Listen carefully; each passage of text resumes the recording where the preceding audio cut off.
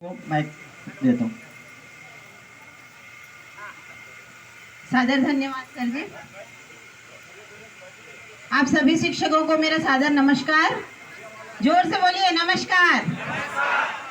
शिक्षक संघर्ष मोर्चा जिंदाबाद। शिक्षक संघर्ष मोर्चा जिंदाबाद।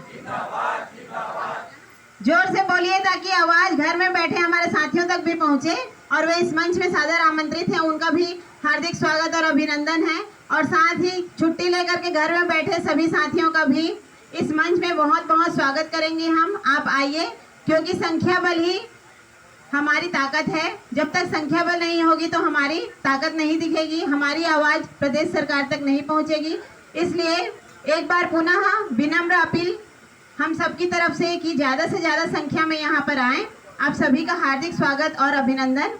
और साथ ही यहाँ पधारे सभी शिक्षक साथियों का जो इस पुण्य में भागीदार हैं, उनका हार्दिक स्वागत और बहुत बहुत अभिनंदन।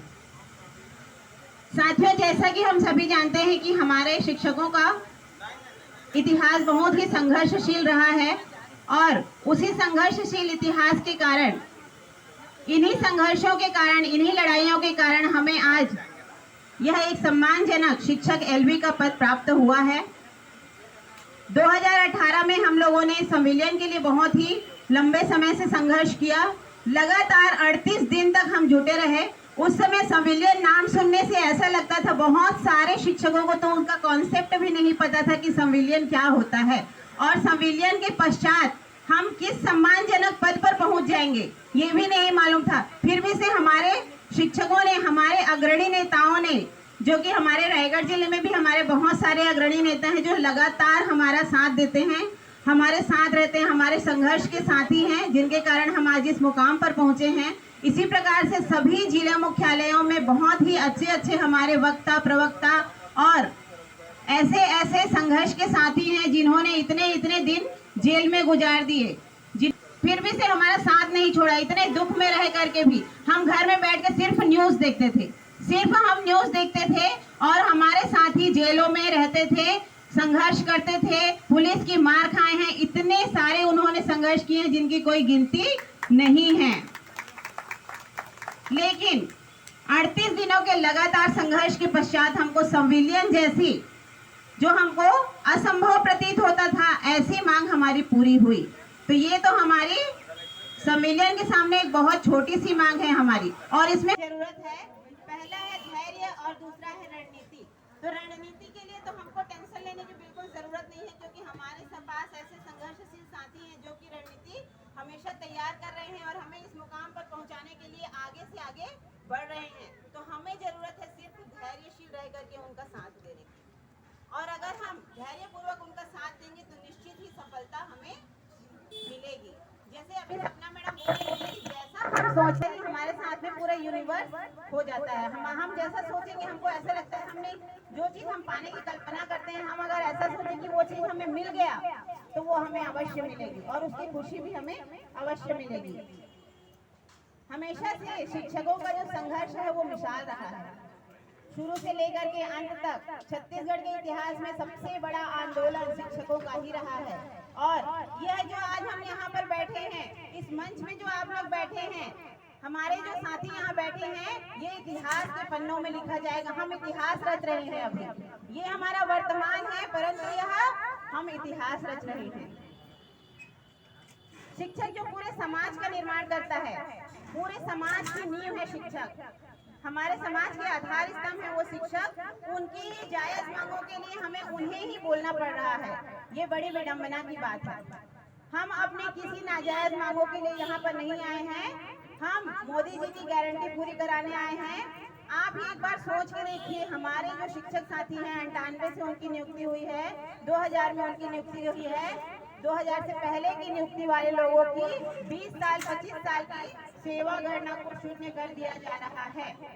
हमारे घर के बगल में जो मेरे खुद के स्टाफ थे, संतोष प्रसाद दर्शन सर जी, उनकी नियुक्ति थी 1998 में वे शिक्षा गारंटी गुरुजी के पद पर नियुक्त हुए थे।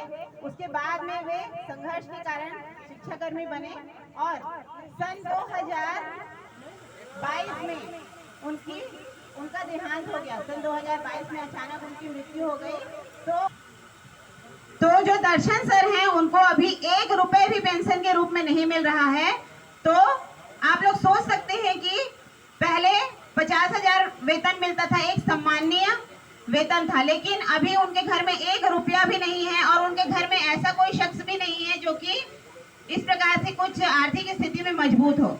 ऐसे कोई नहीं है। अभी 6 महीने 3-4 महीने हुए हैं उनके बेटा को अनुकंपा नियुक्ति मिला है, प्यून का पद मिला है। तो आप लोग सोच सकते हैं उससे पहले उनके घर की स्थिति कैसे रही होगी। 1 रुपया भी उनको नहीं मिल रहा है, जबकि उन्होंने 24 साल शिक्षा विभाग को दिए हैं। 24 साल की सेवा उन्होंने शिक्षा विभाग को दी और वो उनकी जो है सेवा अवधि को शून्य कर दिया गया। ये बड़ी विडंबना की बात है। और हमारा अधिकार, जब दिए जैसे मूलभूत अधिकारों के लिए हमको संघर्ष पड़ रहा है, तो हमारी तो ये लड़ाई बहुत बड़ी लड़ाई है कि हम कितने सारे लोगों का भला करेंगे, कितने सारे लोगों की सेवा अवधि शून्य हो रही है, आप लोग समझ सकते हैं।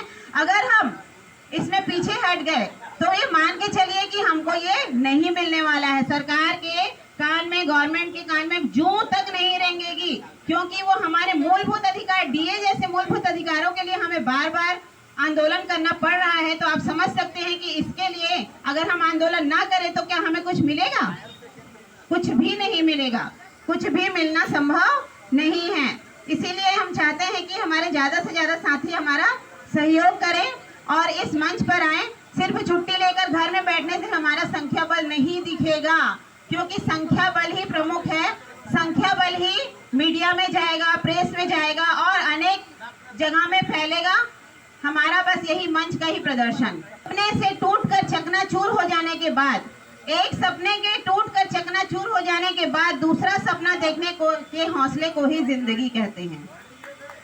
एक सपने के टूटकर चकनाचूर हो जाने के बाद भी दूसरा सपना देखने के हौसले को ही जिंदगी कहते हैं। अरे छोटी सी चींटी भी इतना संघर्ष करती है कि साथ मिलकर चलती है, ग्रुप में रहते हैं। आप लोगों ने जानवरों को देखा होगा, ग्रुप में रह करके उन लोग कार्य करते हैं। कोई भी कार्य जब उन लोगों को कठिन लगता है ना, जब कोई हिरण पर हमला कर देता है, बड़े से बड़ा जानवर भी जब हिरण पर हमला कर देता है, शेर जैसे जानवर भी, तो हिरण लोग एकजुट हो जाते हैं, जबकि उनको पता है कि शेर हमसे कितना ज्यादा शक्तिशाली है। फिर भी से उन लोग अपने साथी का साथ देते हैं। और आप लोगों ने कई सारे वीडियोस देखे होंगे जिसमें कि उन लोग साथ मिल करके शेर जैसे खतरनाक जानवर को भी हरा देते हैं ना। है जिस काम में सफल होने की संभावना ज्यादा होती है उसको करते हैं, तब तो हम सफल निश्चित रूप से होते हैं। लेकिन जिस काम को सफल होने की संभावना बहुत कम होती है, अगर हम उस काम को करते हैं तो हम उस काम में श्रेष्ठ हो जाते हैं। और हमको अपनी वही श्रेष्ठता यहाँ दिखानी है, क्योंकि हम शिक्षक हैं, समाज सुधारक हैं, समाज का आधार हैं, हम समाज की नींव हैं। और हम तो ये काम जरूर कर सकते हैं, बिल्कुल कर सकते हैं। कर सकते हैं ना? आवाज दो, आवाज दो। शिक्षक संघर्ष मोर्चा जिंदाबाद, जिंदाबाद जिंदाबाद, शिक्षक संघर्ष मोर्चा जिंदाबाद, जिंदाबाद जिंदाबाद। सफर में मुश्किलें आए तो हिम्मत और बढ़ती है। सफर में मुश्किलें आए तो हिम्मत और बढ़ती है। अगर कोई रास्ता रोके तो जरूरत और बढ़ती है। अगर कोई रास्ता रोके तो जरूरत और बढ़ती है। अगर बिकने पर आ जाए तो घट जाता है दाम अक्सर। अगर बिकने पर आ जाए तो घट जाता है दाम अक्सर। ना बिकने का इरादा हो तो कीमत और भी बढ़ती है। ना बिकने का इरादा हो तो कीमत और भी बढ़ती है। इसी के साथ में घर में बैठे हुए साथी तक अगर हमारी आवाज जा रही है व्हाट्सएप के माध्यम से या किसी भी माध्यम से, तो उनका पुनः इस मंच पर मैं हार्दिक स्वागत और अभिनंदन करती हूँ। हमारे सभी साथियों की तरफ से उनका इस मंच पर इस पुण्य काम में भागीदारी करने के लिए हार्दिक स्वागत और अभिनंदन। इसी के साथ ही मैं अपनी वाणी को विराम देती हूँ। सादर धन्यवाद।